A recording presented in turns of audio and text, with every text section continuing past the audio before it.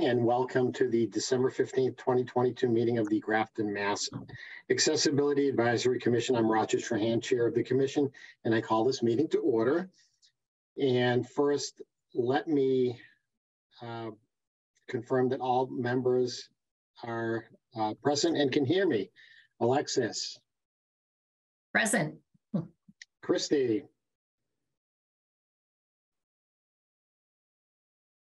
Here. Okay, Bob Berger. Here. Laura. Here. Rob. Here. And Trahan here, the obvious.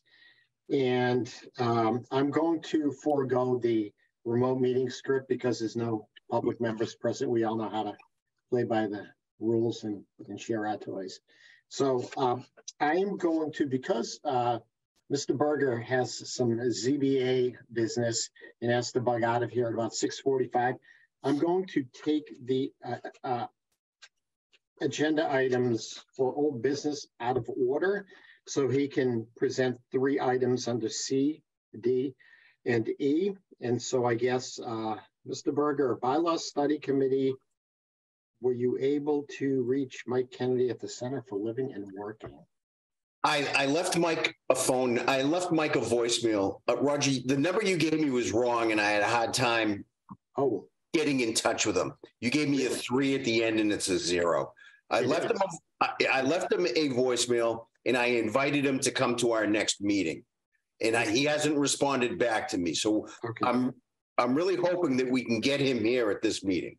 Okay, and regarding bylaw study, so I went on the Center for Living and Working website today, and they've since moved to the old Paul Revere building on 18 Chestnut. And I'm wondering if part of this is the whole organization is in transition, but maybe they moved from the Denholm building to 18 Chestnut. So, all right. So next meeting, and I'm trying. I appreciate it. Okay. I appreciate it. And I went back and forth with David Robbins on email today regarding his take that he thought that that bylaw in question predated ADA, and that where state and federal laws prevail, there doesn't really need to, in all instances, be a duplication in the town bylaws. So there could be a swath of bylaw regarding the mechanics of safety and order and parking spaces and all that would be duplicative and maybe not even be necessary at all. So we'll wait for Mike. And I apologize, Bob, for that number that I gave you was the number I've always, called and reached him. And I hadn't given you his cell number, but all right. So that was old business 4C. Millbury Street Elementary School 4D, old business. I've got some information. All right, awesome. So we're going to try to rebuild that so you don't have a step in fiscal year 2025. Okay. We're going to fiscal year 2024 right now, and we're working on the budgets now, so it's way too early it's way too late to jump a bit in there. Okay. So the best we can do, and I spoke to Tony again today, is let's try to get a contractor in there and give us a number. When I say us, I mean the town, not this committee, and see if we can now, once we get that number, convince the school superintendent and the town administrator that can we go forward with that project. And again, not this committee's money, the town's money. And the other thing I would add along those lines, Bob, is that I have not, and I've been remiss in doing this, and I'm overdue on reading the school district's ADA self-eval. And I'm wondering if that very item may not be identified as an issue, because although most people, except for the voting, people don't really use that as an entrance, but as that's a brand new school. No, that's a new school that was built in 2001. Right. So that's a new school. So that should be handicap accessible. Right. And I mean, think about it at night, or regardless, as an emergency exit, needing to step down, trip and fall, and, you got the stampede issue. But yeah, it's interesting how some of the buildings should be fully accessible and aren't. Well, I just made a note. I'm going to take a look at the report, or I'll have Tony look at the report, because that's a good point. If it's on the report, that's great. Awesome. All right. Thank you. And then E, well, I'll include in any other old business items. I didn't include it here, and I overlooked actually identifying it, but the closed captioning for committee meetings, two things. It's in our draft minutes from the last meeting as a follow-up item anyway, but also, Bob, you sent me the most recent draft of that. I sent it to the commission members this afternoon, forwarded it. And so does anyone have that? I guess I would do a share screen. Multiple. And while you're doing that, let me just mention one more thing. Sure. I called William Joyce this afternoon. He's in charge of the MAAB. And I got his voicemail, of course, because that's all you get. And I invited him to our next disability meeting, because I just want him to come in and say hi. He's a good person to connect with and have his attention. And I know that you and I, Bob, had talked about the idea of adaptable and accessible units. We're seeing we expect to see an uptick in multifamily dwellings. So, and I want him to address the questions that came up between you and I today. Yeah. All right. And so, so does anyone have that Word document, and how do I have someone share? I have the Word document. All right. Rob, do you have the Word document? Go ahead, share it. I do. I just opened it, and it looks like I have the share screen option. So.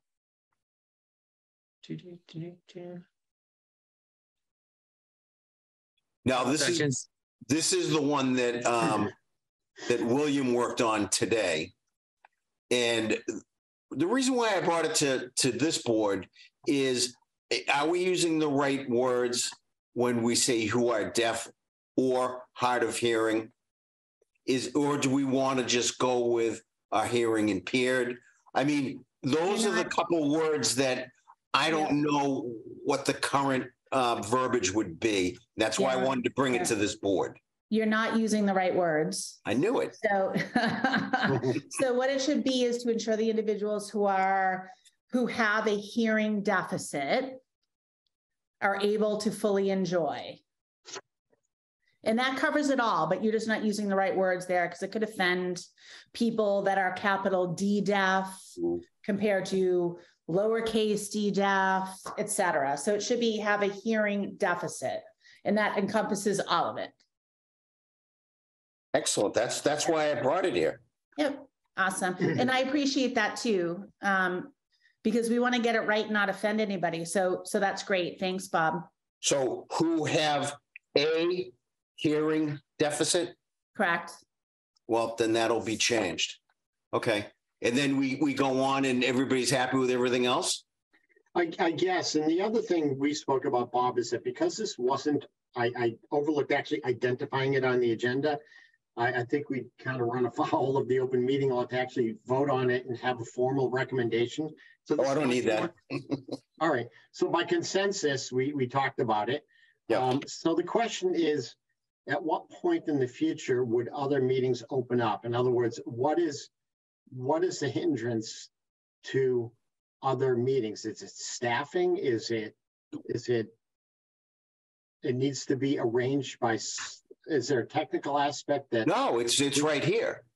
If a member of the public would like to request special accommodations, which that is the right verbiage, I think, for a meeting to receive closed caption, a request needs to be filed with the Grafton Community Television. What I'm asking is what is, so are those the in-person meetings? Like what is it that would prevent?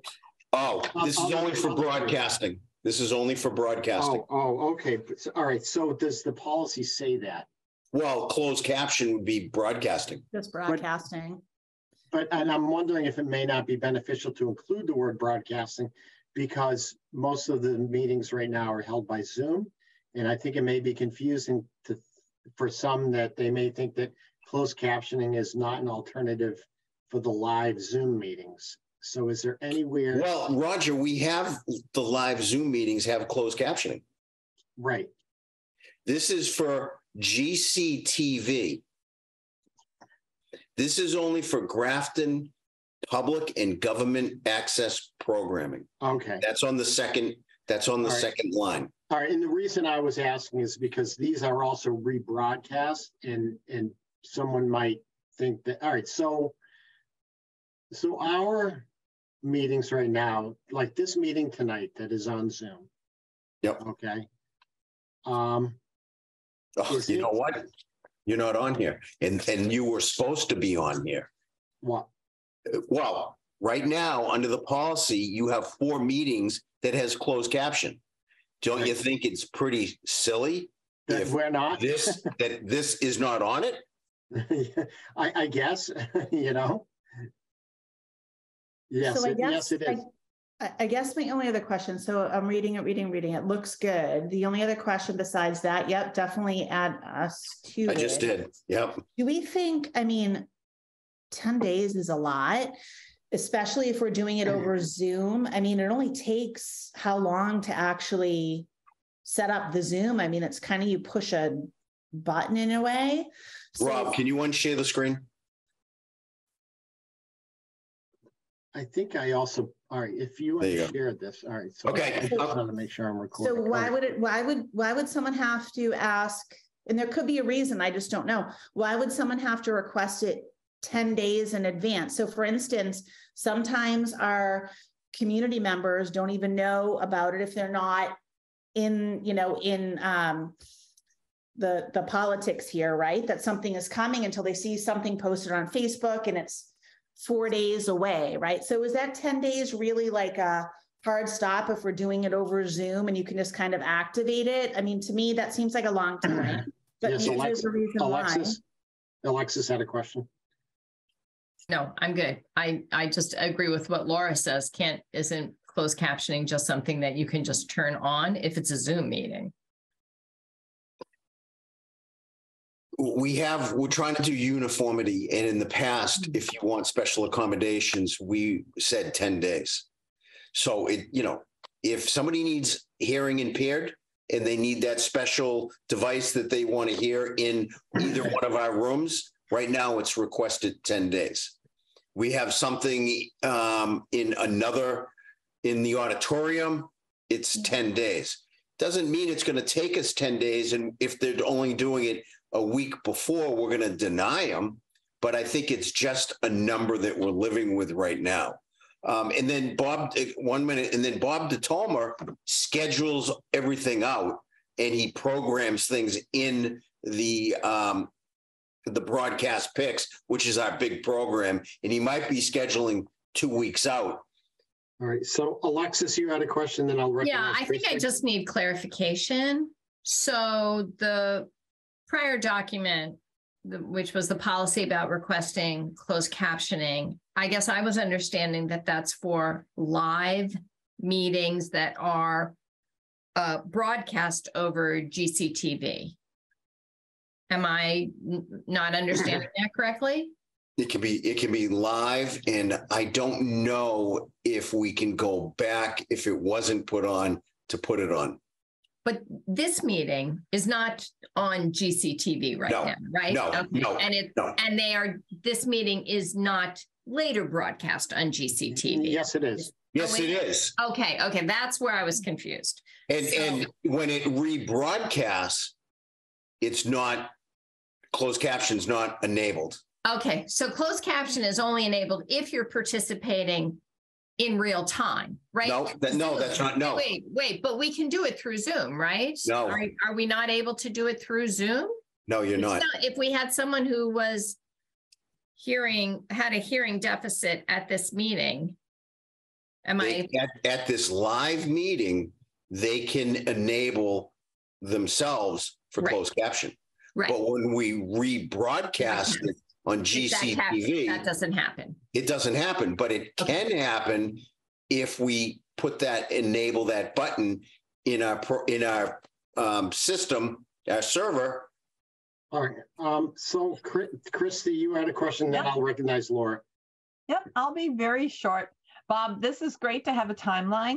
Can I suggest that you make it business days and not leave it to days?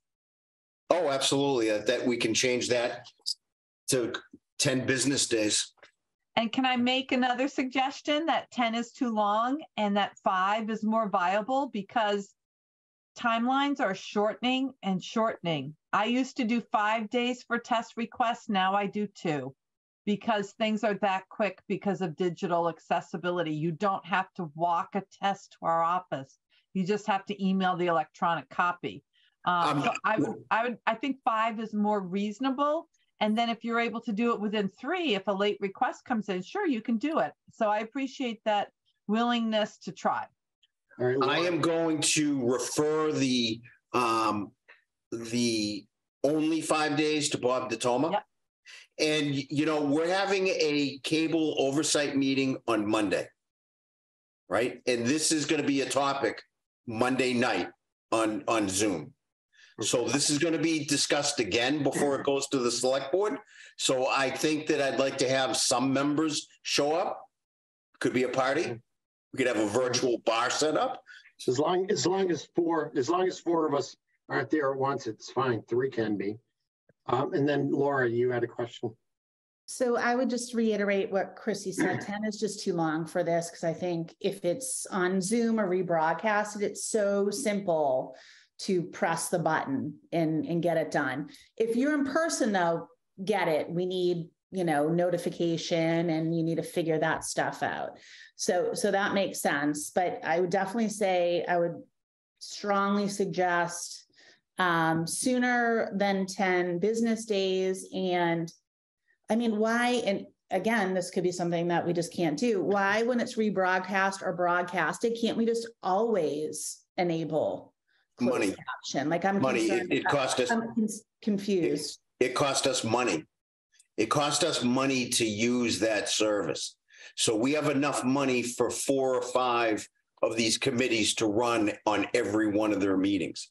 But if we're gonna do it to all of them, it would bankrupt GCTV, because GCTV is paying for this. Got it. And I think that that makes sense. So I think what we should push out too is that, I mean, most people with hearing deficit know that they can put it on their own TV, right? So that's going to be the fallback on that, right? When it's on TV, they just put the closed caption on their own TV. So I don't think you can do that. I think it has to be enabled on the program itself, and that's what we're doing. So if we don't enable closed caption on our programming, then even if you have on your TV closed caption, you enable it. If we don't supply it to the broadcast, it's not going to come out. I'm not sure that's correct. I think I am, because all you got to do is I don't think so. Tune in. I don't think so. Why not just tune into any program? I mean, tonight. I mean, I'm on it. No. Those are services, though, Roger. You're right. National is serviced, but a lot of people who are deaf have something called live transcription that they have. Right. So yeah. So right. There are exceptions, Bob, but not everyone has it. No, I understand. Now I understand. They pay those residents pay for that service. It's like a telephone that has it. Okay, you guys have me for 3 more minutes, and then I've got to run. What about school committee? Because we're talking about right now, like I have Verizon, so channel 33 is what I get these meetings on, but channel 32 for me is school committee. It happens to run concurrent with select board. So is school committee, are you talking about all the channels now? So should school committee be on here? They're because not. They run live. They're not. Why not? This is a policy that we're putting in front of the select board. These are the meetings that we picked. No, but and these the select board can change it. They can modify it. Okay. But that's why we're putting the policy together, because I don't want it to be Bob Berger or Bob DeTomer decides that, you know what, we're going to do this, but we're not going to do the Disability Commission. Right. We're not going to do FinCom because we don't want to. Right. I want a policy to tell us which ones we put the button on. Okay. Yes, Laura. Can I? Okay. So that might be an issue. I mean, if we're not to you, Bob, like I'm talking in general, right? Like, so if we're excluding, if we're excluding a meeting that the town folk dial into, and I can tell you there's a huge capital D deaf population in Grafton that have tons of kids in the school system, and they might be watching school committee. So I think we have to think about it, and not, it might be that we need an extra license. I don't know, but what I don't want to happen is that, and I really don't, is what I don't want to happen, and it happened at a large university that we all know that's in Cambridge, Massachusetts, in Harvard Square, that they got sued. Well, we're not going to go there, because we have our way out that if somebody wants it, 5 days, 10 days, whatever, call us, we'll put the button on. We'll enable it. Okay. All right. No. I hear what you're saying. I think school committee is one that, in my opinion, more capital D parents will tune into than maybe another meeting. Can you put up the list again? Yeah. Sorry, of the ones and I know that were Bob has to chosen. bug out. He has a commitment with zoning. I know. I got 4 more minutes, people. Okay. I'm happy to go on Monday or Zoom in. I just need the information. It's on our it's on the webpage. It's on the agenda. Thank you, Laura, because I can't go on Monday. I'm double booked already. Yeah, no problem. I think one of us has to be there. And I'm happy to speak as a parent of deaf children and what I see and why and all that. So I'm happy to do that. All right. Thank you, Laura. Yep. Select board, FinCom, planning board, zoning board. And then, of course, our committee. Our committee. That's 5. And then we did not put in the school committee. I just didn't do it. Not for any reasons other than I'd never thought of it. But if somebody happens to be on another channel, and the ones you've mentioned are all on the same channel, coincidentally. Yep. And then this school committee happens to be on a different channel within government. Well, I got my notes. I'm going to talk to Bob DeToma tomorrow. Awesome. I'm going to change, have a hearing deficit. I don't know about how many days, but they're going to be business days. And then school committee. And what time is the cable advisory committee? 7. 7 p.m. 7. Awesome. All right. And Roger, what I'll do, you know what, Roger, I will forward you the agenda that's in a Word document so people can just click the link. Okay, great. All right. You know what? I'm done. All right. Thank you, Bob. Thank you, guys. Thanks, guys. Everybody have a great night. All right, you too. So 6:56, he departs. Hold on one second. I have to go back and ask some questions real quick before we go on. Yeah. The meeting Monday night is the Cable Oversight Commission or the advisory? Yeah. What is it? Lord, what's Monday night for again? You know, and I tried to ask that question, but I didn't get the answer. I'm not sure. I'm on I have my, all right, agendas and minutes. All right, let's see. Okay. Upcoming. Cable Advisory Board meeting. I don't know. That's what I wrote down, but I don't know if that's right.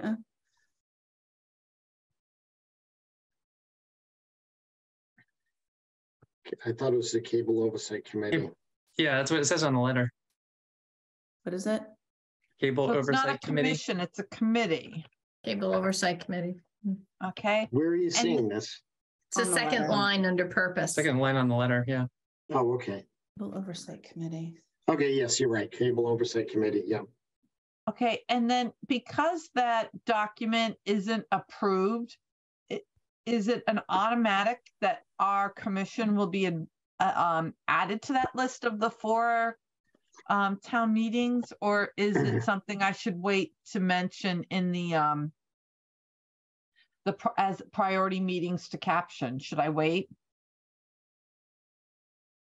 I think he said he was adding it. He said he was adding. Yeah, he said he was adding. Okay, then Yeah. I'll add it. Okay, just want to make sure I don't want to preempt anything. Okay. And then The good thing is that unlike a town bylaw, policy can be changed in any meeting.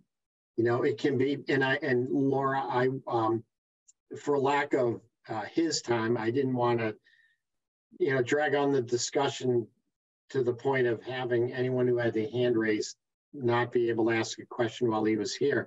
But, anytime that we're now memorializing something in a policy, which by definition is exclusionary, and it seems to be a built-in contradiction that we're listing some and excluding everyone else. So I understand your point, Laura, perfectly. And the other thing too is that it's to your point about legal issues, I guess this tap dance we sometimes play in avoiding comments in public session versus executive session that suggest legal liability by the town.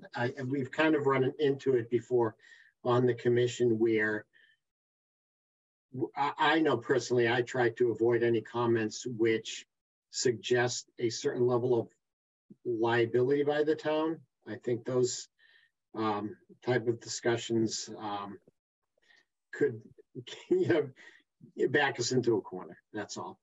But so while I understand what you're saying, I mean it's a real thing that we should be looking at. I mean, absolutely. We're excluding a certain piece of it, and maybe that's fine. Right. But no, I don't think it's fine, but I think that it isn't because it's a legal issue. I think it's because it's doing the right thing. I don't know. It only becomes a legal issue when someone says, hey, wait a minute, what about me? I think as a commission, if we're doing the job we're supposed to be doing, and you rightly brought it up, is that if we're talking about inclusion, there shouldn't be exclusion. And this necessarily, there's a built-in contradiction in this draft document, in my opinion, regarding inclusion. So at least to the point that we're weighing in on this. So, but I think it's a start that addresses a need. The closed captioning. And Laura, you said that most of the deaf, capital D community, is already paying for something more than is automatically built in, that it's a more enhanced version of what may be out there. Yep. Okay.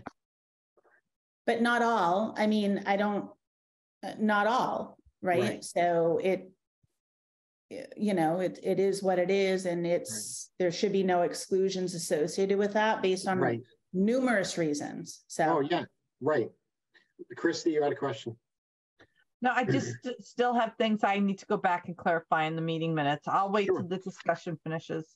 No, I mean, this was more of an update from our last meeting where we discussed it, and Bob had put together a couple of versions leading up to this version in front of us.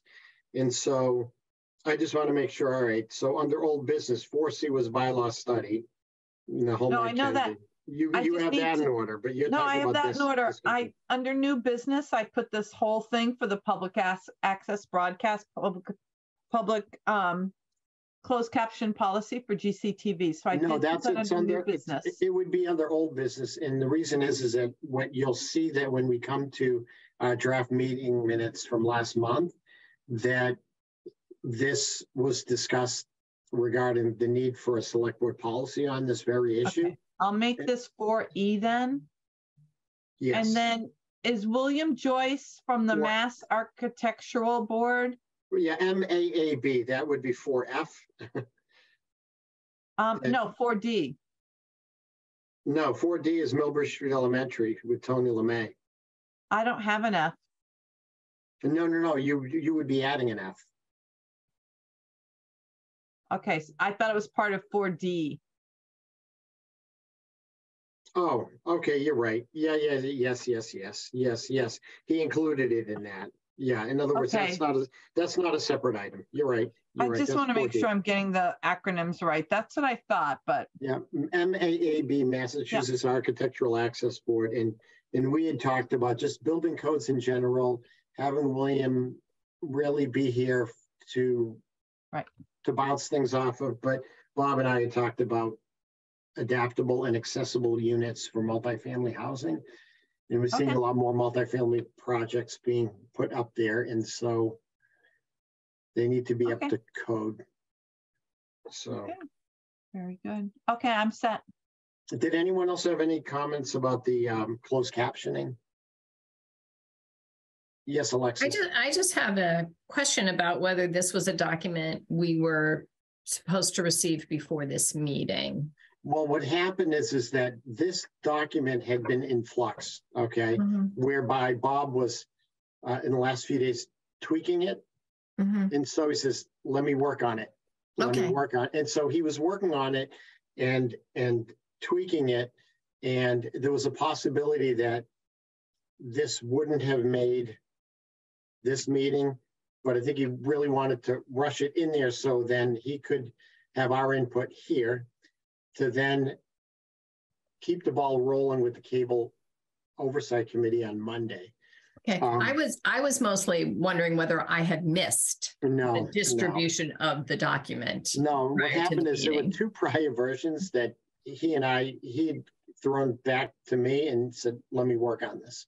Okay. So he sent that to me this afternoon. And so, you know, I think he just wanted to have that continuity from our last meeting to tonight to the Cable Oversight Committee on Monday.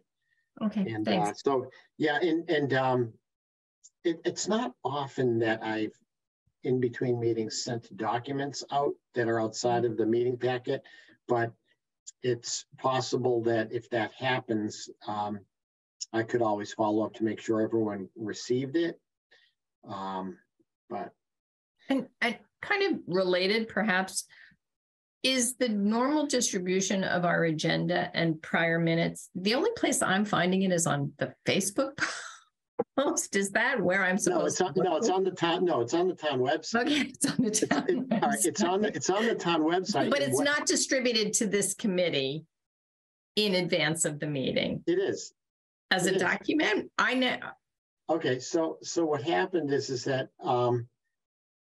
okay, so what I did. This is strictly logistics because I'm like, no. From a logistics standpoint, Alexis, what I typically do is I'll send out the agenda to get posted, and I'll do that with the town clerk. Then what happens is I wait for the town clerk's stamp, and then what I do is I merge that with any documents that we call the meeting packet.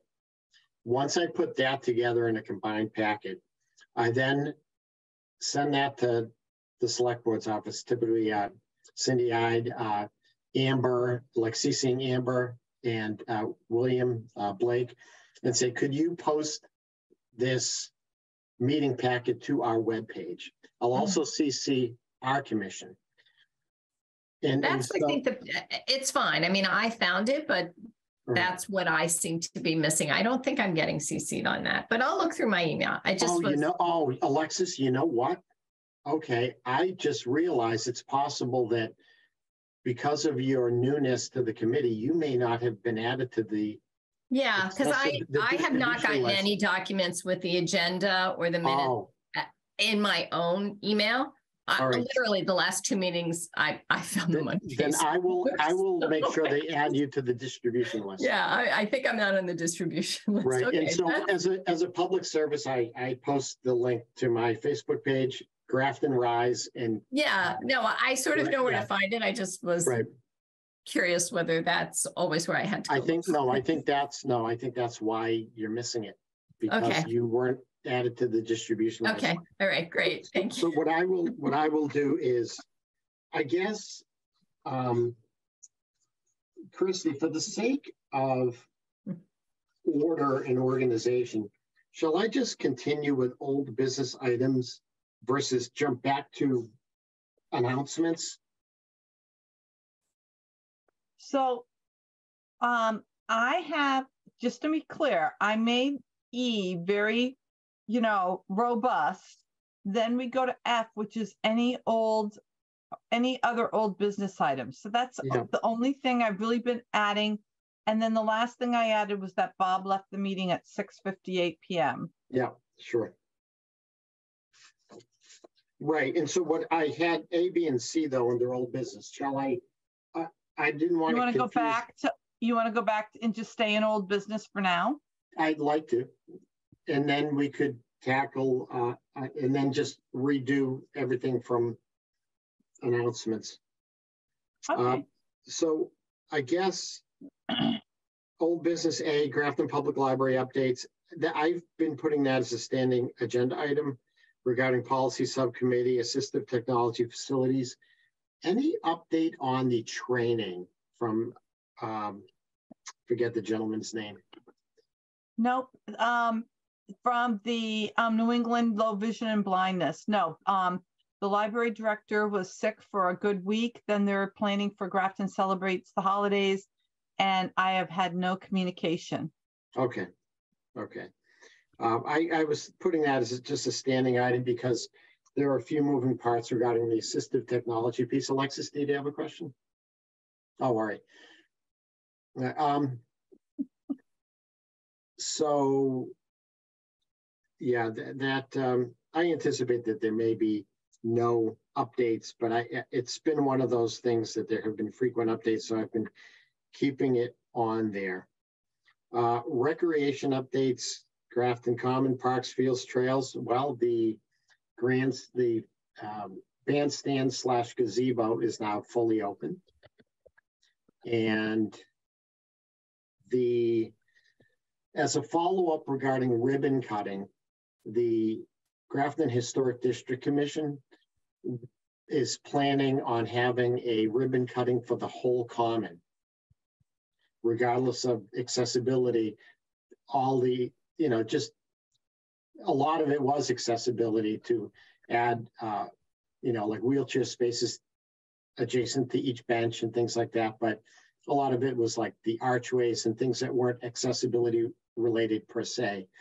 And so anything related to the bandstand / gazebo would be incorporated into a future ribbon cutting for the whole project. So is there a date for that, Roger? Or no, that's something where Jen Anderson had spoken with Paul Scarlett, and Jen Anderson had simply affirmed that was going to happen at some point.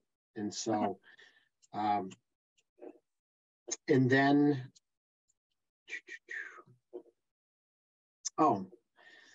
in a prior meeting I had referred to, and I was mistaken, those aren't handrails. That's a barrier. It's more cosmetic than anything. If you look at the barrier, there's a space between the edge of the walkway and the barrier, which is simply mulch. It could never be used as a handrail just because of its features. And it was never meant to be a handrail because it was a sloped walkway, not a ramp, because it was less than 5% running slope. So I was mistaken in my terminology of what that thing is, and it's a barrier, not a handrail. I had made a public comment in one of the Facebook pages saying, I showed some pictures and said the handrails will be up soon, but they're not handrails, and they're not actually meant to be functional as handrails.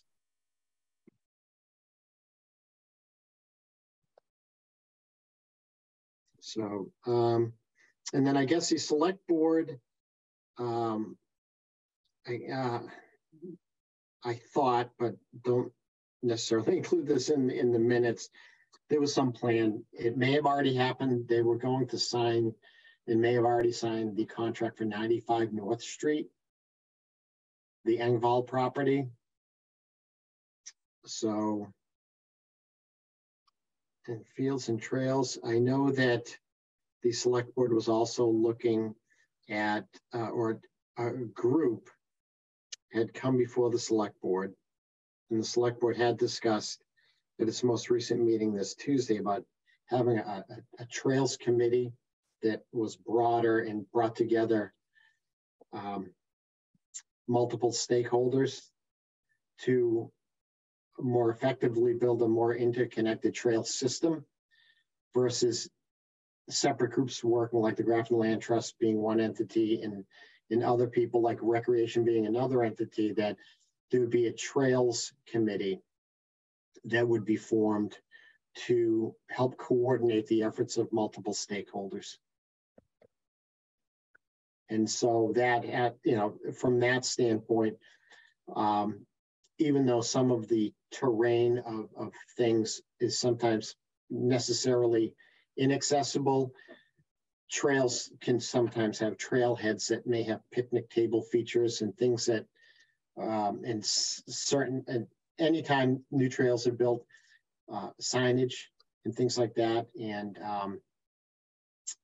what is the word I'm looking for as far as sensory, sensory features to those areas too. So that's where we may come in as far as,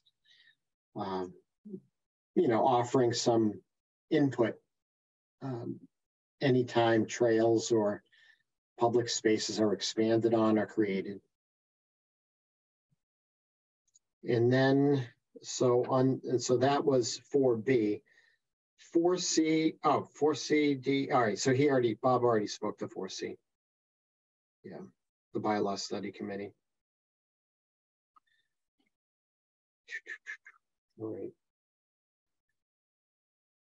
And it's possible, Christy, that as we discuss the other agenda items, that I'll leave it open for anyone to add any old business that may come up, and I'll wait to the end of the meeting to then tackle any new business.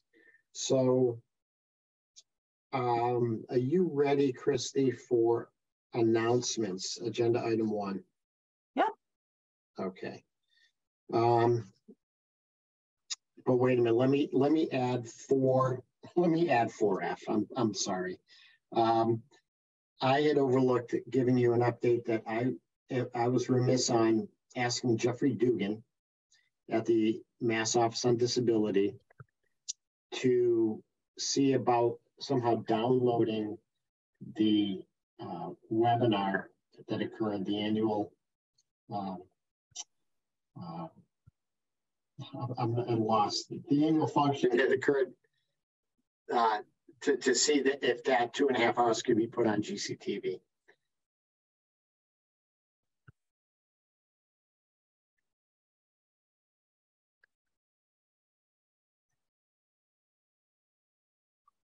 Because I think it is online, but it would be nice if we could download it and have that shown a few times on GCTV, and then that would also be its own link on our town YouTube channel, so people could access that from our town website.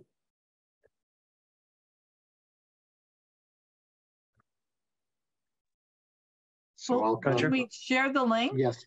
I was just going to ask the same thing. Rob. Yep. Yes. What Christy just said. I was just going to ask, can we just ask someone in the town administration office to put the link up on our website? Sure, absolutely. What I was also wondering is, I think that as we're trying to bring in more producers and more live content, to also find a way, I guess, outside of that. In other words, that's an excellent idea. Why wait, right? Link to our webpage, okay. And then also have it find a way to also have it broadcast or rebroadcast on TV. periodically. So I'll email William and just send him the link and see if he can just add it to the left side of our webpage as a subtitle. So thank you, Rob, for stating the obvious. I am always so nighttime. I'm looking at a computer all day, and nighttime is not my best time. Fair enough. And to your point, it's a great idea if there are more avenues for people to see it. So if we can get it up on GCTV too, that'd be wonderful. Awesome. Thank you. All right. So now back to one. Christy, you ready for real? Yes, I'm ready. All right. Now, since Mass Office on Disability grant update, I left a couple of messages for Jeffrey Dugan. I hadn't heard anything. And I thought that this year the grant awards were going to be announced by the end of November. I think that was, or beginning of December. I think that more prominent would have been the people who are the recipients of the awards would be notified right out of the gate. But the people who didn't, and typically there's about 150 requests for grants and just a smaller percentage that are awarded. So the priority is given to the people that are notified that they were chosen. And then less of a priority is telling people, "Ooh, sorry, you weren't chosen." I haven't heard anything. Then again, I have not gone on their webpage in the past couple of days to see if there's any announcements about who may have been the recipients. But I haven't heard anything yet. Yeah, Roger, I just went to the website. I don't see anything yet. Okay. So that doesn't mean that they weren't awarded. It just means that we haven't heard one way or the other. And I forget what we had applied for. Was it something in town hall? Did anyone apply from Grafton?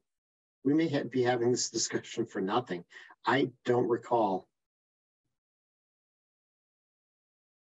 I thought there was one grant request. And I know what it was. Wasn't it for 250,000? I think it was for 5 times 50,000 for the different offices for their counters, their public service. That's what it was. Yes. Okay, it was 5 times 50,000. Yes, and so actually, yes, it was just one big grant request, and it's possible that if we received one, they could divvy it up and assume that each one was going to cost 50,000, and maybe they could say, well, here's 50,000, you choose. But I'm crossing my fingers.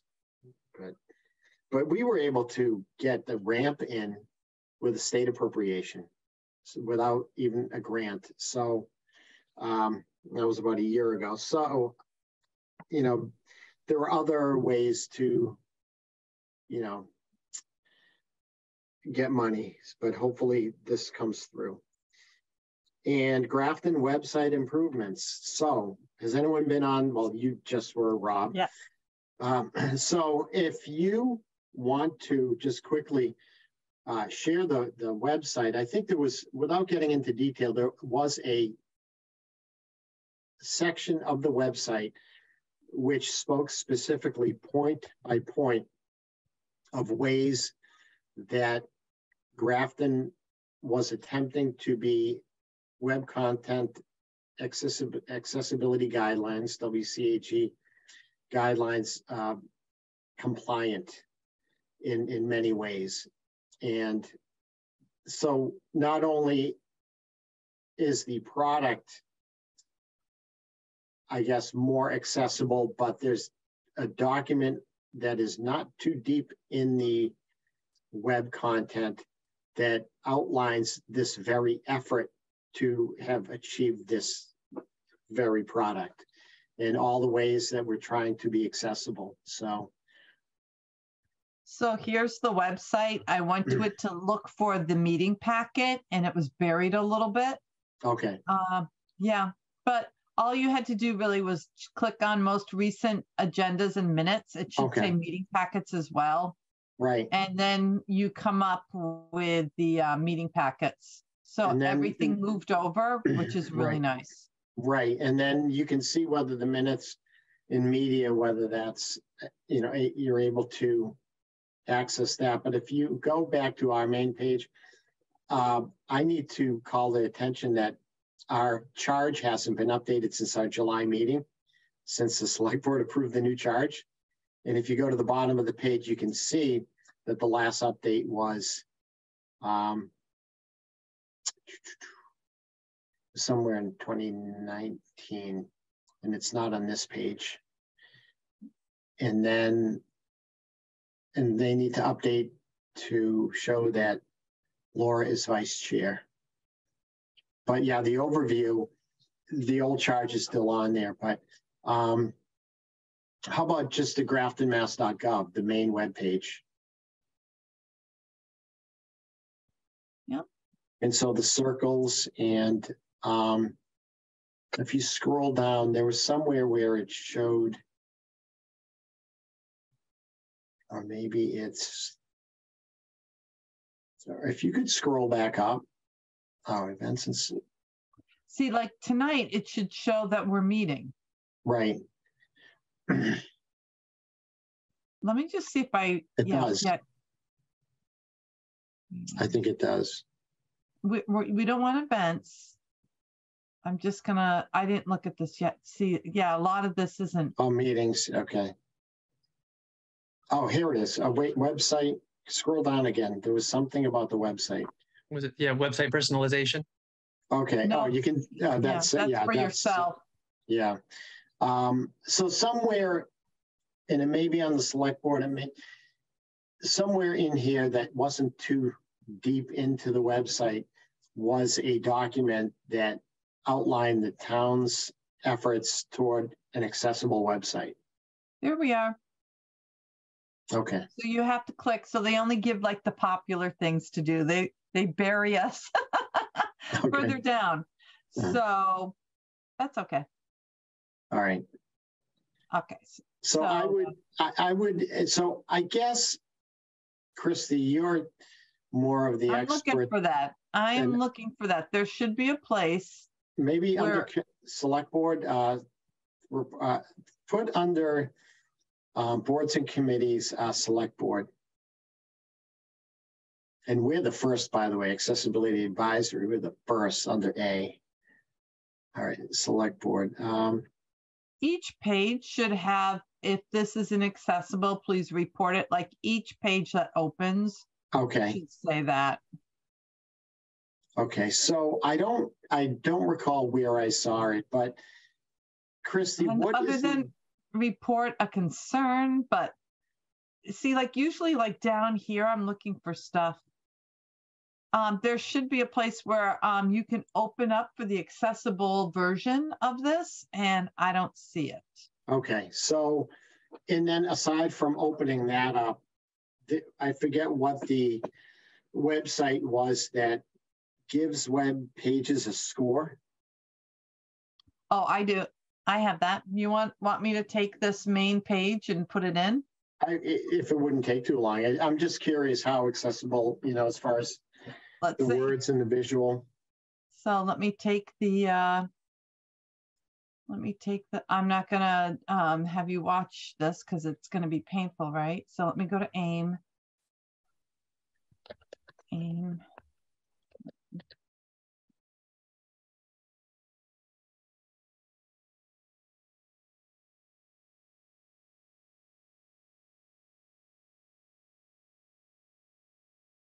What does AIM stand for?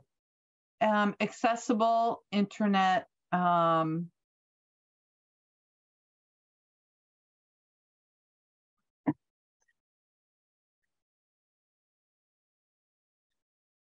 Accessible Internet, not content.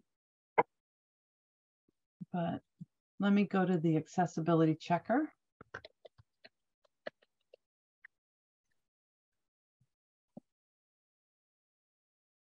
It usually can, it can do the whole website, right? Okay, are you guys ready to see this? Sure. Let me see if I can get, where is it a bad score? How accessible? No, I'm looking to put in let's see. Usually there's a quick checker, but they've updated their site and I'm not seeing it. Here it is. Check your accessibility. Okay. Okay, here's the share. It's coming up. So you have to do page by page, or does it dig into different pages behind the scenes? Or is it only doing No, page by page? Page by page. So we got a score. So you can see just from the main page, we have 6 errors, 45 alerts, 44 contrast errors, 22 features are good.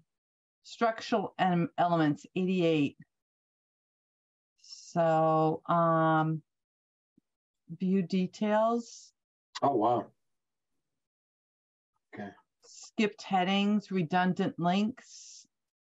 So let me ask you, as an aside, and we don't have to get into the details about this. People who know this know what it means, but. Right. In other words, so contrast is used, but I guess the term is luminance, but contrast is the lay term. Yeah. Okay. So if we go back to the WebAIM site, I'm just going to show this to you real quickly. So, and I'm hoping it's here. They should have some place, and I don't see, but they're probably see how everything's in a box and everything's screen readable for a JAWS? Right. Or, I mean, it's not tables. I mean, I'm sure anyone with a screen reader, so this isn't, so they don't have to put, here's a more accessible version of our website. Sure. So I'm just thinking, I wanted to show you that, but anyway. Okay. So, I mean, we could, I don't know who is testing the accessibility of it. In other words, who's running through and seeing what, like who's testing it before the final version? Well, the people we're paying should be testing it. They should be. And one of the things that I encounter daily in my insurance life is, in my opinion, the overuse of grayscale. And it's hard enough to read on a piece of paper, let alone a lit screen. And I've always wondered why people kind of default to grayscale so frequently. And it's been a personal frustration of mine. And I wouldn't say I have low vision per se. I mean, yes, I have corrected vision with eyeglasses, but other than that, everything is readable except for a lot of you'll see the contrast errors that popped up that I noticed what was more easily readable than other parts of that page that you pulled up. So anyway, so they're loading various documents and transferring data from one server to the other, so right now our minutes go back maybe a year and a half. They should go back to September of 2019, and then when the minutes were up for 2009 and 2010, then there was that hiatus. So I guess we could keep tabs on this, but it's something that I think as a public service, people like the new look, but it is only a functional website if it has a high score.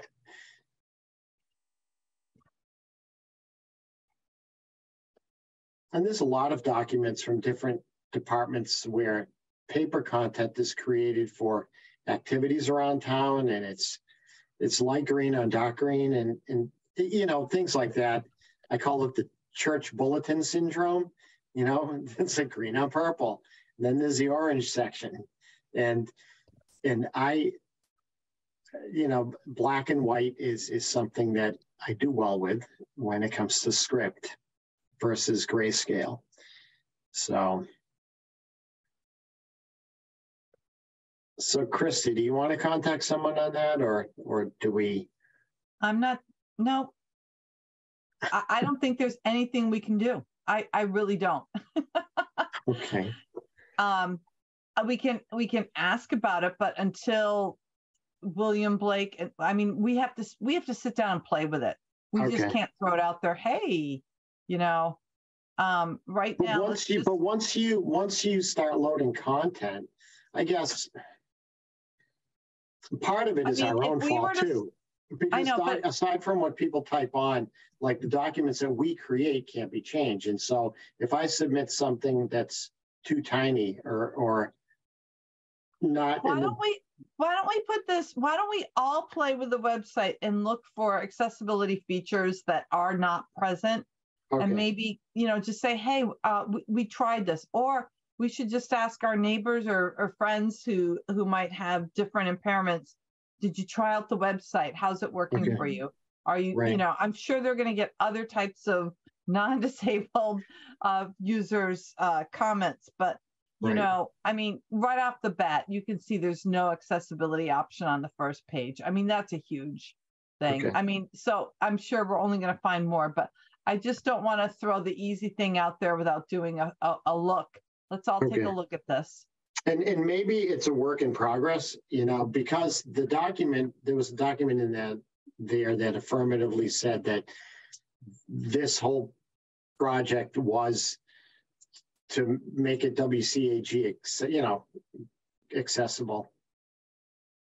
So everyone want to play with the website and kind of hop around and see. Awesome. All right. So any other announcements? I had one, Can I just ask? Alexis, please. So if I understand correctly, based on what you just said, Roger, the website redesign was in part in order to make the website more accessible. Is that correct? Yes. And this is more just sort of understanding our role, if we have any, in that kind of activity. So if the town says, gee, our website's not accessible, how do we make it more accessible? Do we get involved in our advisory capacity early? Who does the web design? How are decisions made about selecting a designer? I'm assuming we don't have a town web designer, but maybe we do. I don't know. I know. You know what I'm saying? I'm just trying to understand a little bit of what our role is. It feels a little bit, based on this discussion, that it's an after the fact. We're looking at it, and is there a role for this committee to be involved in this kind of activity before? Yes. Number one, we're an advisory committee, and I think the town leadership looks on us to offer recommendations, maybe even including vendors and such. But a lot of things have to go out to bid if they are of a certain cost. And I would hope, and maybe this is me being naive, I'm of the assumption that, and maybe wrongly so, that in the year 2022, going on 23, that any vendor who puts out a bid to do this type of work would be experts in this area of accessibility, and that appears not to be the case. We see it in every area of, whether it's building construction, new building construction. We found in the ADA eval that there were some areas that were deficient that should never have been deficient. And so I think, Alexis, to your point about finding out things after the fact, my default position, and maybe this is a wrong one, has been to not handhold, and assuming that professionals who do these things in their daily work would do it in a way that was accessible. And maybe I'm just assuming that wrongly, that somehow everything will be fine, and then we find out after the fact. So I don't anticipate that town leadership is going to ask our commission for permission to, every time they want to undertake a task that has an accessibility component. I would hope that the vendors that they're contracting with and signing these contracts are up to speed on how to create a product. I mean, these are the experts, at least in my mind, that, you know, if someone is in the business of making basketballs, that those basketballs bounce, you know, and don't warp and don't wear out and are functional in the way that they should be functional, whatever product it is. And yeah, I guess I'm just, again, since I'm new, trying to understand the role of this commission in an activity like this. Right.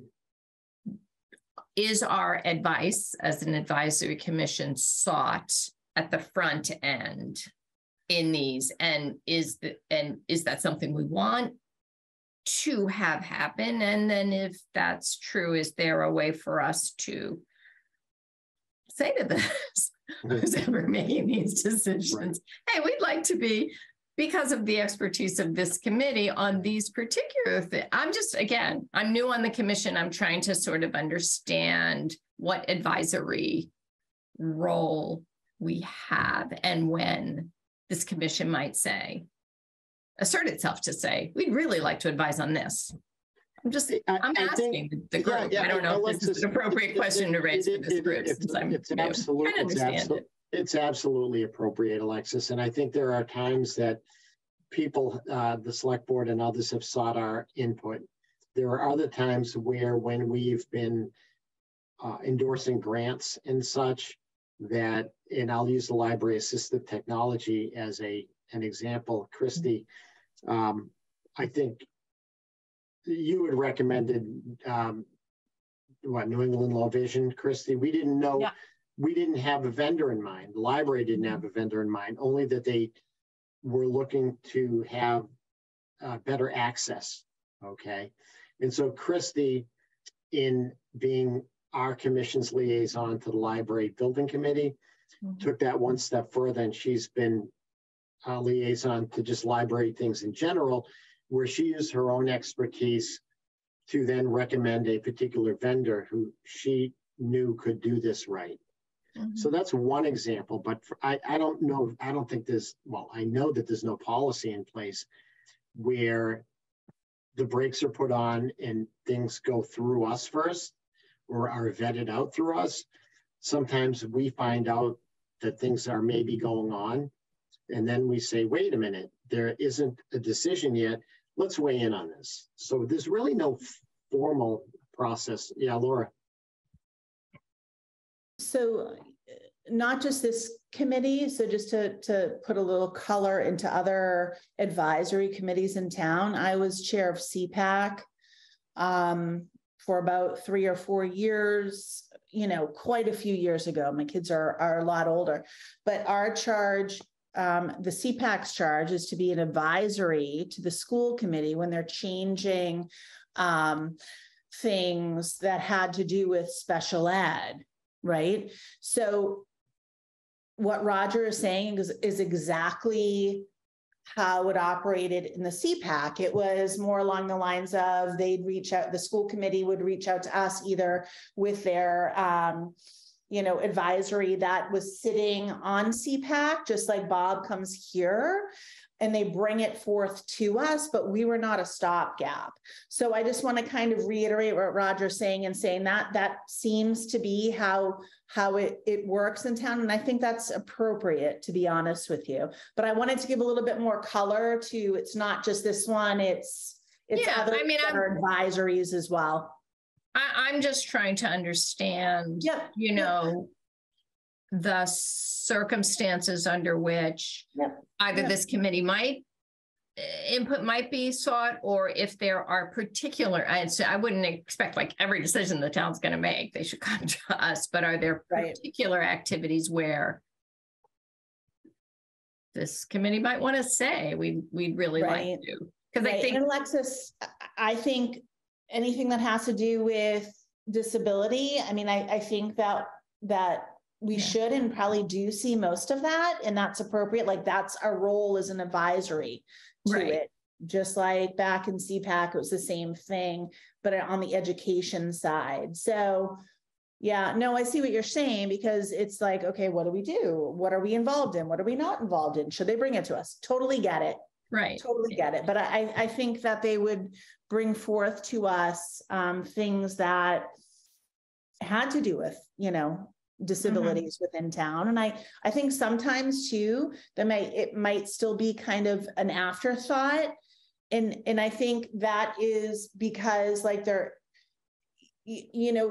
everybody has to kind of prove and say, okay, they're bringing forth that expertise to it, and it makes sense, and we want them involved. So I think there's a lot of moving things, but I think in my opinion, and people can weigh in or disagree with me, that we're making progress. We have been making progress, right? For the past how many years that this commission's, been on board, but it's a slow process, right?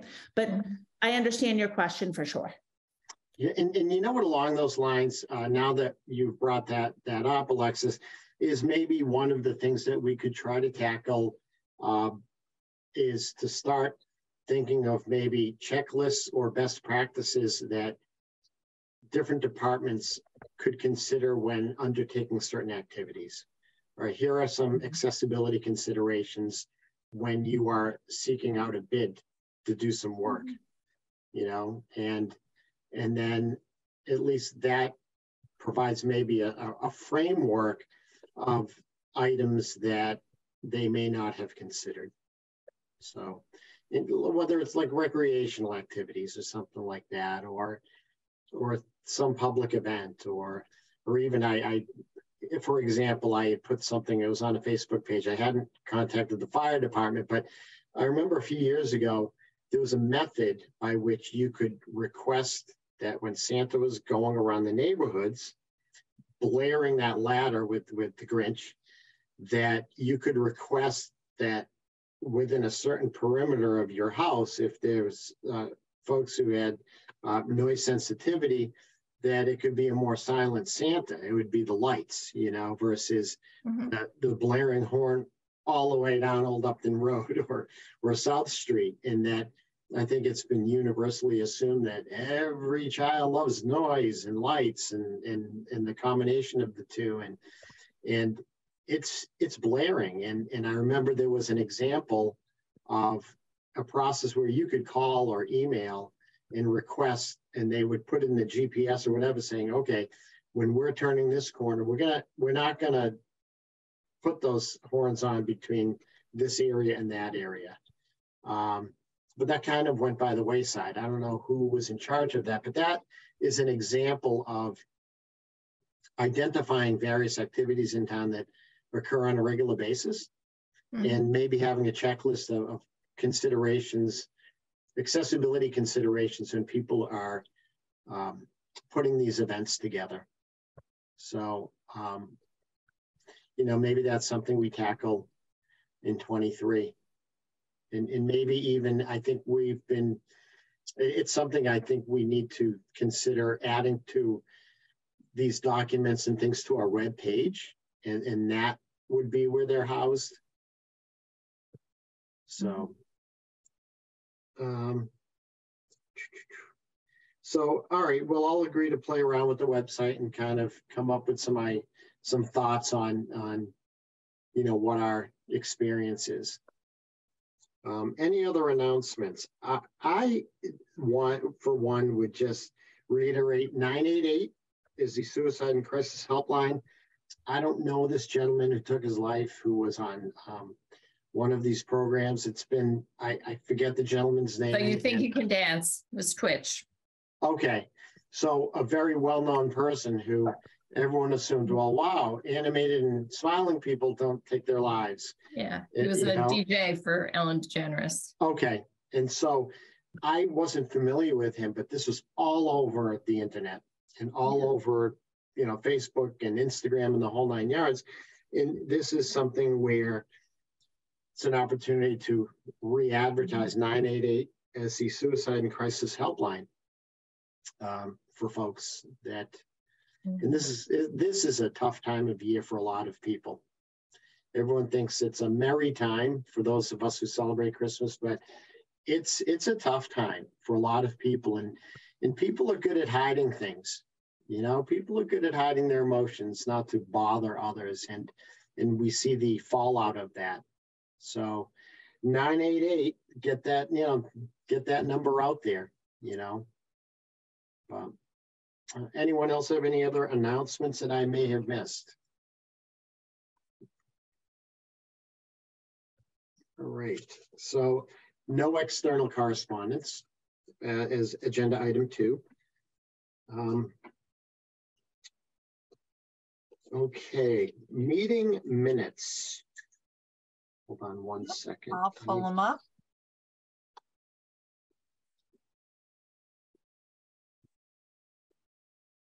I had fun with my highlighter just to let you know in advance.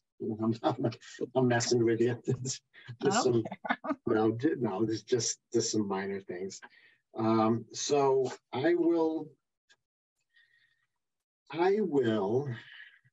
accept the motion to approve the draft meeting minutes of November 17th, 2022. Do I have a motion? I motion to accept the minutes or the draft minutes of November 17th, 2022 as written. All right, and do I have a second? I second. All right, Rob, motion made and seconded. Any discussion on the motion? And if I'll open the floor up because I'll wait till everyone weighs in, then I'll weigh in. So does anyone have any input on this? All right, hearing none, I will simply weigh in. Okay, on item number 3, first line, Jen Anderson, you have an extra S.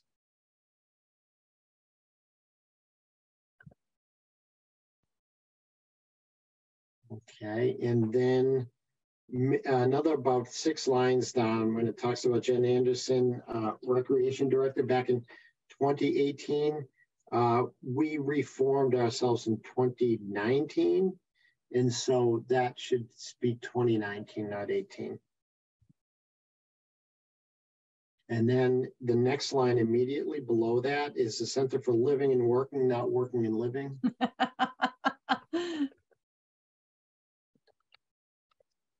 Oh.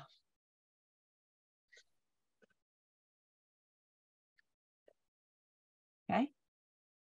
And then at the bottom of that page, the acronym, the brochure it's GCTH, Grafton Celebrates the Holidays. You had the letter D. Okay. All right. And then, hold on one moment. And then under 4, the polling locations, accessibility updates. The town, east of the town will eventually move the precincts out of the public schools.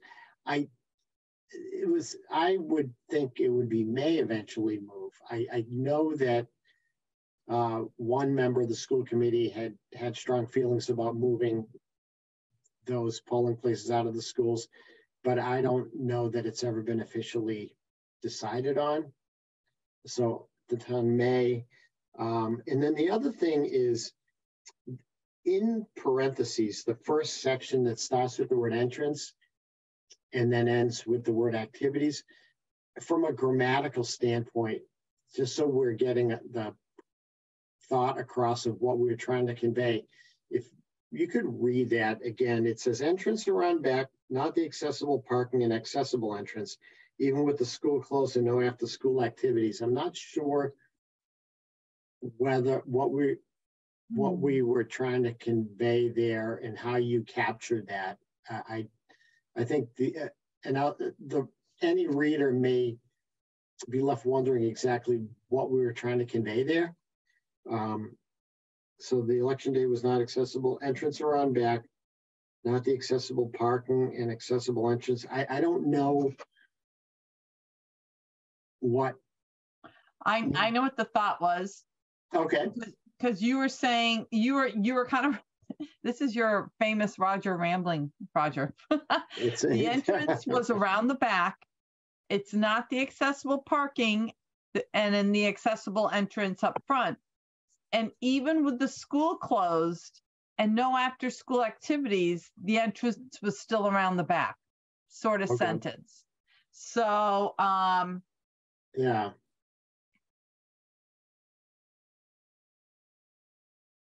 The Millbury Street School was not accessible. The rear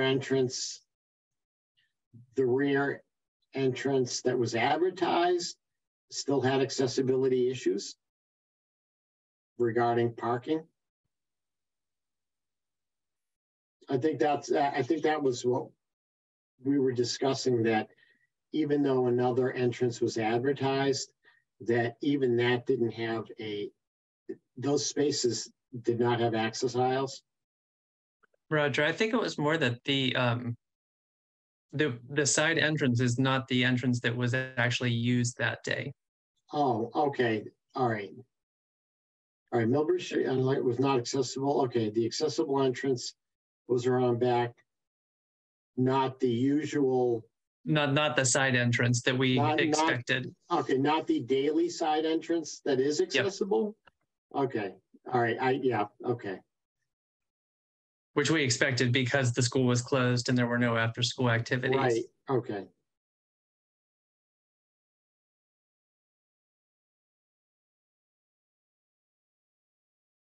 Or the usual side entrance, Christy, which is accessible, was not used that day, or could have been used but was not. I don't know. It could have been. Right. This is even making sense. Could have been used like it's because a word, it's blowing up to something it shouldn't be. Right? The side entrance, which is accessible, could have been used because the school was closed. Down in was that the fourth line? Oh, sorry. Yep, it's okay.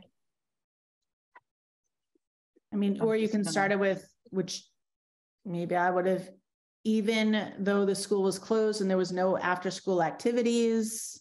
Right. Even though the side entrance was still not used. Correct. The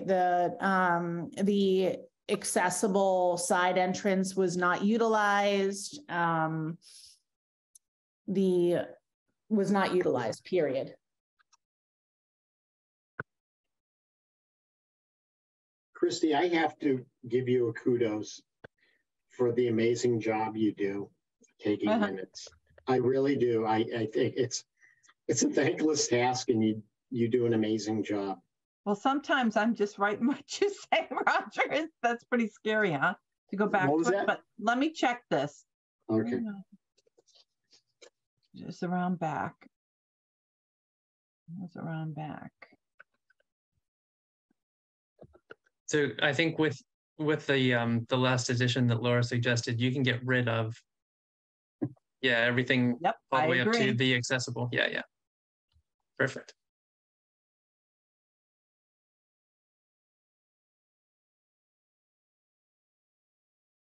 And there were no after school activities. Yep. That makes more sense. Yeah. Thank you. That looks fabulous, Christy. Good job. Thank you. Press save. Press save. Hey, 30 days after, we're doing fine here with our memories. Right? Oh my word. So, and then the other thing under 5 now, recreation updates. Yep. How I discussed some parking concerns as well as wetlands concerns regarding the 95 North Street project. Yeah, that contextualizes the discussion point. And then under old business, and I think this is one that's actually 2 more things. Under old business, A, all right, that the paragraph that says Christy Proctor, 3rd line down, Scott Krug, there's 1 G in Krug. Isn't it Krug? Or Krug, maybe it's Krug.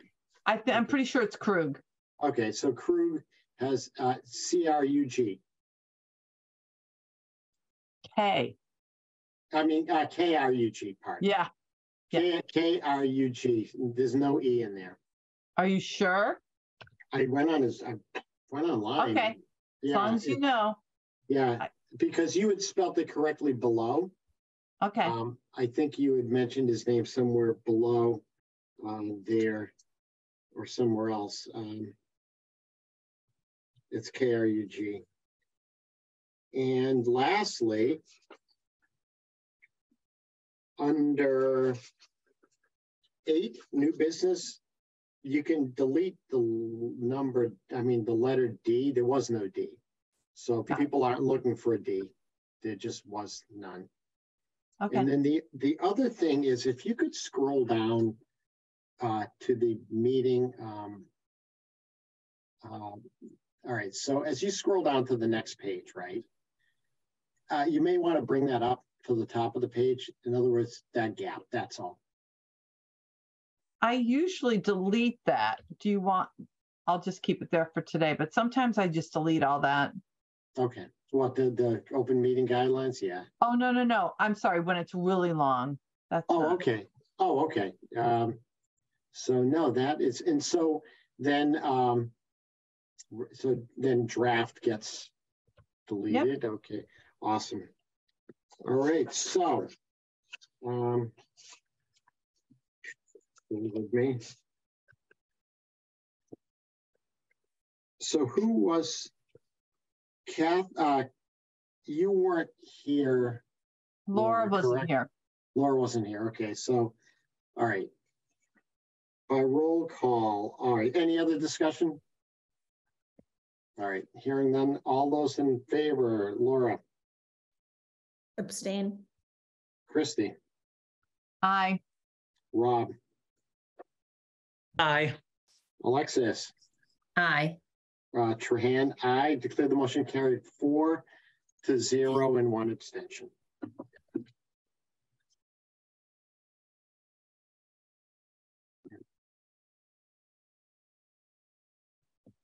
Okay, so there was something funky, but I guess necessary about creating minutes for a meeting that never happened, because when you have an agenda that is posted, people are necessarily looking for minutes to accompany those after the fact. So the town clerk is putting our feet to the fire.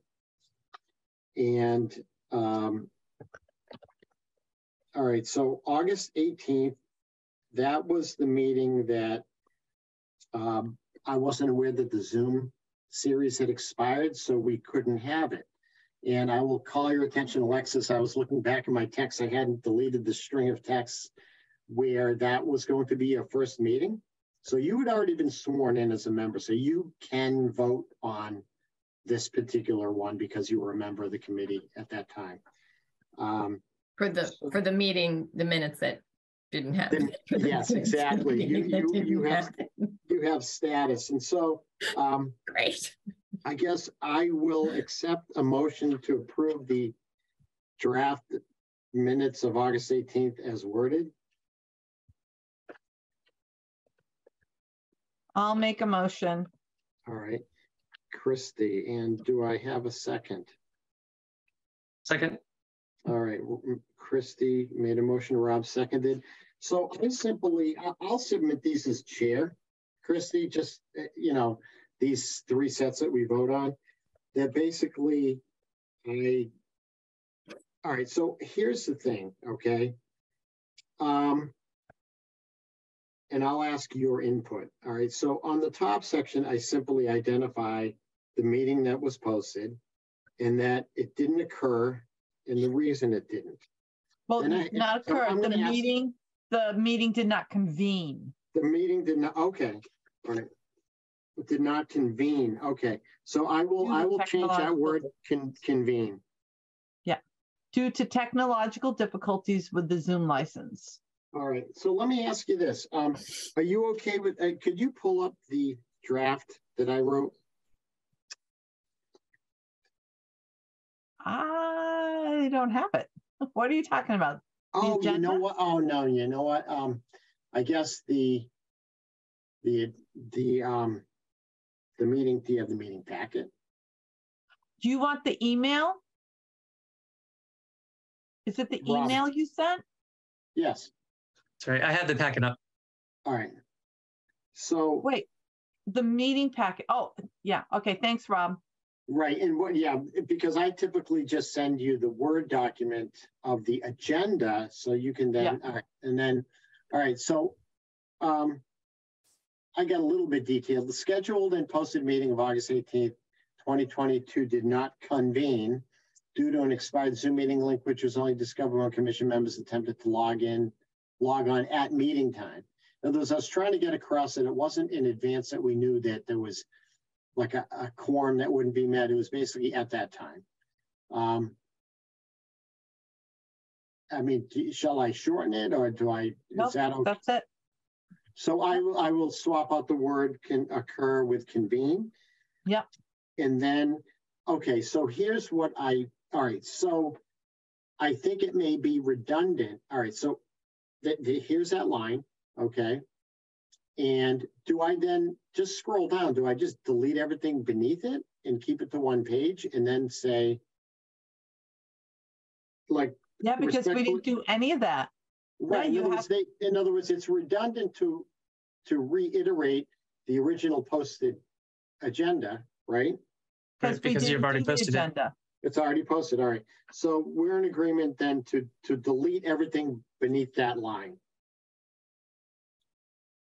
Because there's no reason to do anything other than document in this half a page, and that's it. The agenda speaks for itself. All right. It was already posted, yes. We don't need to repost it. Yep. Correct. All right. Yep. All right. So, all right. Any other, all right. And then I'll delete the word draft and then just put meeting minutes. And then the other thing, after you put your respectfully submitted, you just, not that it matters, I wouldn't bother. I'm sorry. I was going to say put a link to the meeting packet, but it doesn't matter. Right. Because the meeting didn't convene. Correct. And the thing is that the meeting packet is also up on the website too. And so if it didn't convene, it didn't convene. There wasn't, the public isn't being shorted information because there wasn't a discussion. So I will, then we're in agreement, then I'll just delete everything beneath that line. Okay. All right, so any further discussion on the motion? Hearing none. Okay, wait a minute. I think we can all vote on this, right? Yeah, because we were all on the committee. All right, hearing none. All those in favor, Laura. Laura, aye. Christy. Christy, aye. Rob. Aye. Alexis. Aye. Roger, I declare the motion carried 5-0. Got it. Okay, hold on a second. Bear with me. I'm just writing a couple notes. So what's up with July 12th? Was that the meeting where we made our presentation? Yeah, okay. So it wasn't technically a meeting. What I did is, just to be safe and not run afoul of the open meeting law, anticipating that there was going to be a possibility that a fourth member of our commission either weighed in on that item, either in person or by Zoom, that would have created a quorum. So what I did is, for safe measure, I posted a joint meeting and a quorum was never reached, even though, on behalf of the full committee, the three of us presented to the select board, but we weren't technically in session because we never reached a quorum. I posted the agenda in the event that a fourth person hopped on board. And that never occurred. No one other than me, you, Christy, and you, Rob, were part of that discussion.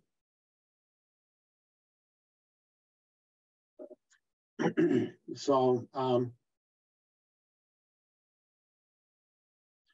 although commission members Christy Proctor, Rob Paulson-Ellie, and Roger Tran Jr. presented to select board, see agenda wording below. I guess maybe in this instance, I would keep that line. No official commission meeting actually convened due to lack of a quorum. versus occurred. So what do you have to do in terms of document and submit? Is this a email message to Candy or? No. We have to vote and create an official document as if a meeting had occurred in like an official meeting minute format that they can post, because we didn't used to do this. And I don't know if it's a mandate or a best practice, but when you think about it, all right, so let's say we have a meeting next week and I post, and for some reason it's already posted a week in advance, okay? And I find out as chair that we're not going to have a quorum. And I let the clerk know 48 hours in advance or something like that. They won't necessarily take it down. They'll put another stamp, meeting canceled. And then they'll post, they'll put an amended posting and say meeting canceled. But that's not what happened here. If you actually reach the meeting time and for whatever reason, a quorum or a meeting doesn't convene, there's this hanging chad that occurs where the public is seeing a posted agenda, maybe even a posted meeting packet, and no set of minutes. So this closes that loop for the town clerk is getting involved to close the loop. I understand that. So is this is this a July 12th meeting minutes? That's what I'm just trying to clarify the word. Yeah. Yes, in other words, it's July. Meeting? Okay. Well, it's considered it's minutes. It's okay. In all common sense, it technically could be argued that it's not minutes because a meeting didn't convene, but it's rather than go through this process of renaming it an official document. Thank you. Yeah, it's basically being tied to the agenda, and it closes that loop. So the town clerk, well, actually the assistant town clerk, Paul Cook, had emailed me, all right, we don't have these, we don't have documentation that this meeting didn't convene. And so I'll make a motion to approve the July 12th, 2022 draft meeting minutes. Okay. I'll second that. Christy. Right. Motion made by Christy, seconded by Rob. And so I had written, all right, so although commission members are, no commission meeting actually convened versus occurred, right? Correct. All right. Or assembled, convened and assembled. Very good words, convened. though. Yeah. All right. Due to a lack of a quorum. Okay. And then I'll just keep. So I guess it may be a little bit redundant, but the full posting of the agenda actually is just that little blurb beneath the line. So is everyone just okay with just me leaving that as is? Because I included the see posted agenda wording below. Okay. All right. All right. So. All right. So. Roger, who can vote on this? All right. So. Alexis can't. Alexis can't. Fair enough. Right. But technically, none of us were there. So. Actually, 3 of us were. No, I know, but it wasn't a meeting to. I wasn't there. It wasn't a meeting. I wasn't there. No, and that's the thing is that it seems like such. I don't even know if the word contradiction is the right word.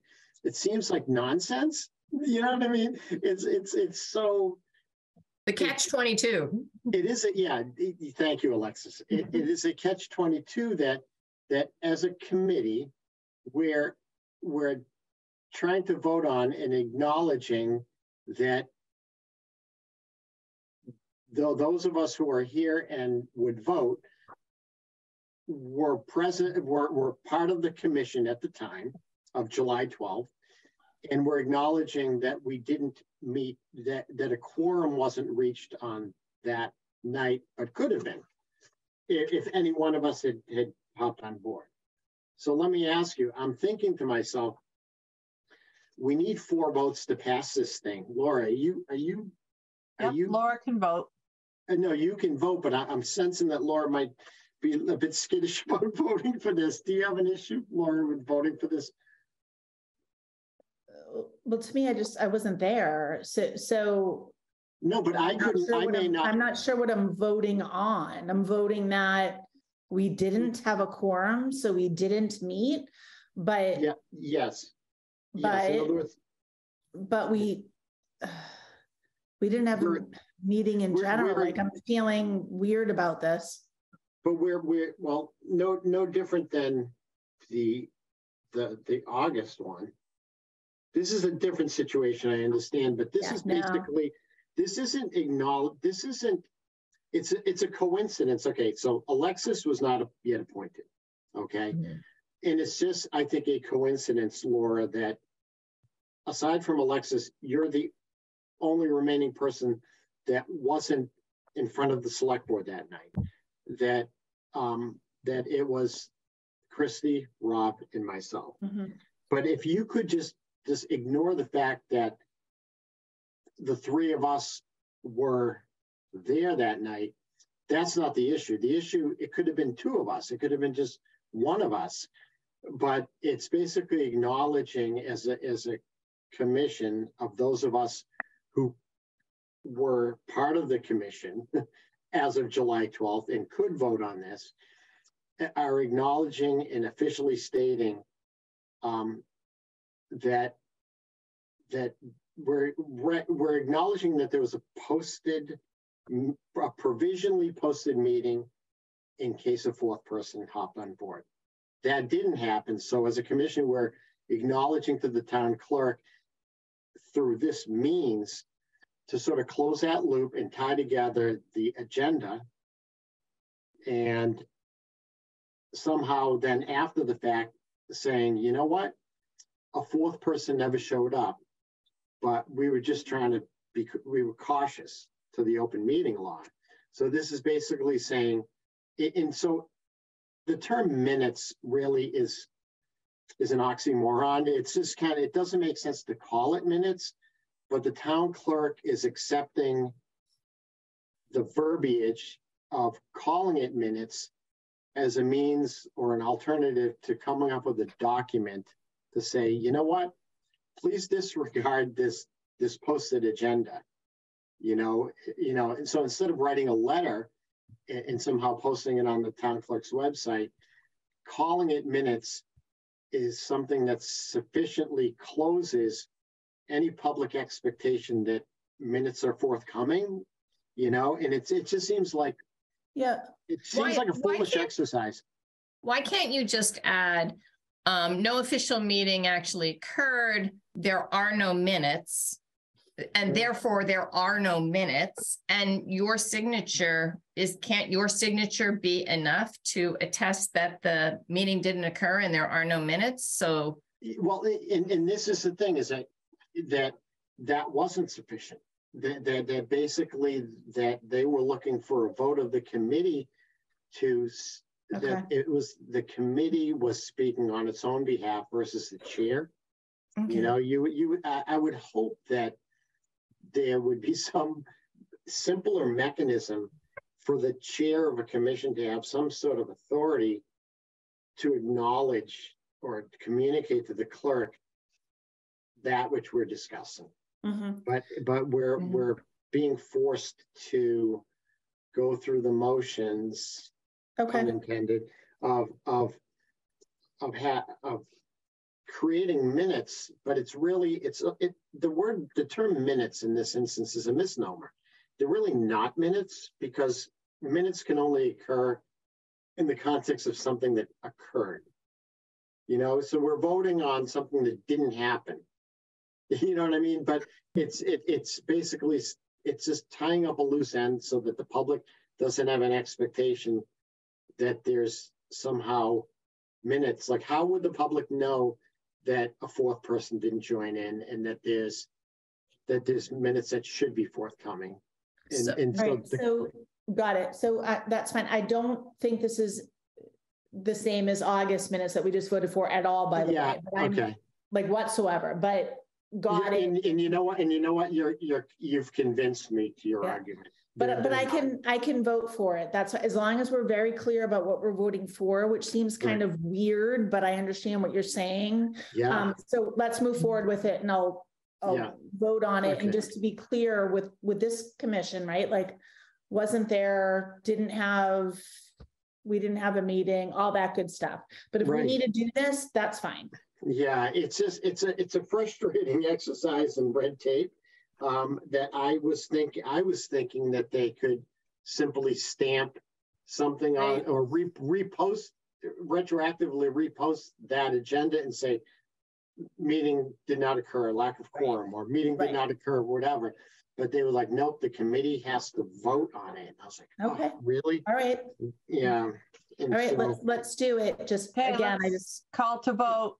Yep, call to vote. All right. So, all right. Hold on 1 second. I'm just bear with me. Okay. I'm just all right. So, motion made and seconded. Any further discussion on the motion? Hearing none. All those in favor, Laura. Laura, aye. Christy. Christy, aye. Rob. Rob, aye. Alexis. Abstain. Trahan, aye. Declare the motion carried. 4 in favor, none opposed, 1 abstain. Okay. All right. Yeah, and so yeah, April 28th. 1 second. So this is essentially just another. So I'm just going to copy and paste everything we just did and change the date to April 28th. How's that? Right? Oh my word. Oh my God. All right. Oh my goodness. So okay, hold on. Hold on. I'm just all right. So, this is so funny. All right. So Christy, do you want to make a motion? Yes, I will make a motion to approve the draft minutes from April 28th. All right. And do I get a second, Rob? Sure, a second. Okay. So in this instance, I will, all right. So I will then, all right. So the scheduled and properly posted meeting of April 28th, 2022 did not occur due to lack of a quorum. Thus, the agenda items listed below were not addressed on that date? No. So I don't think there's any need, like we talked about in the August one, to even include the agenda items, right? Yeah.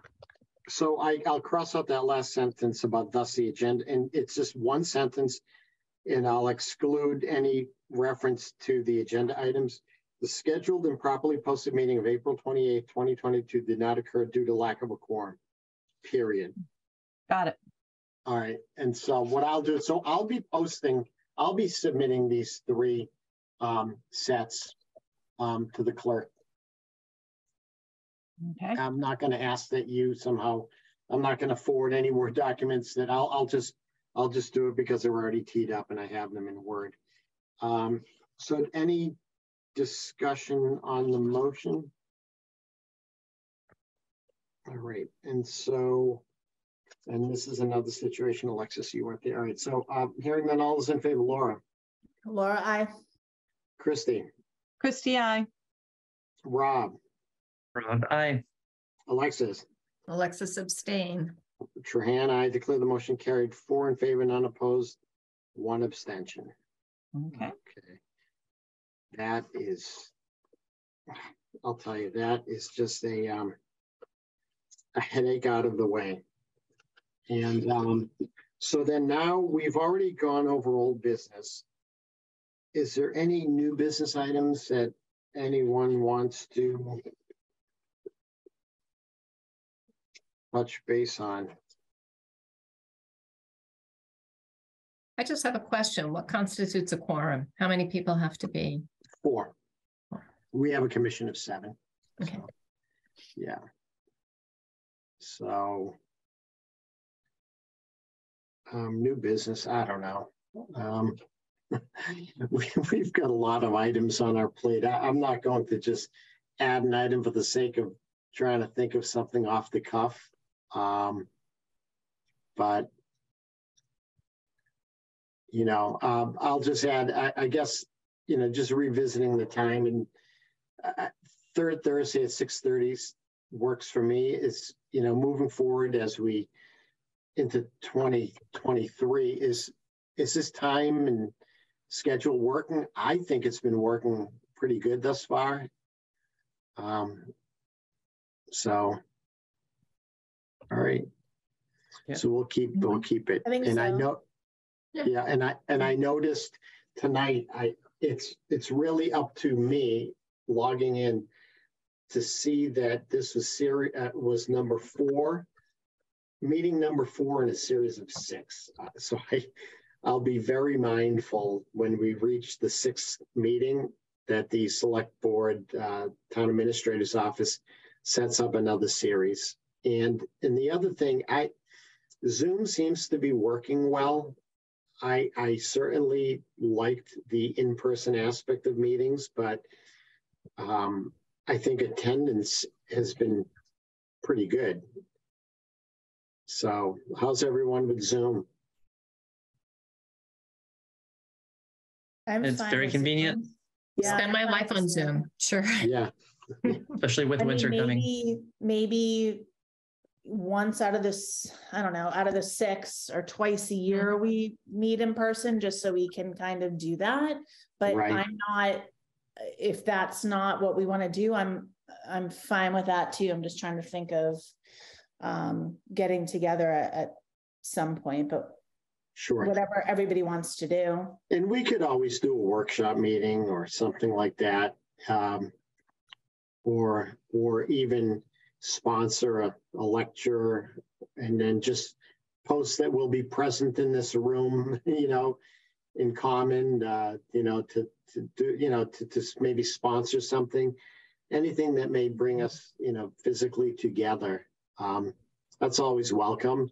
But the feedback I've received is as long as there are no technical difficulties or resolution issues, that Zoom seems to be working for people. So all right. All right, no business. I will wish everyone a happy holidays and a happy new year, because this is our last meeting in 2022. Thank you all.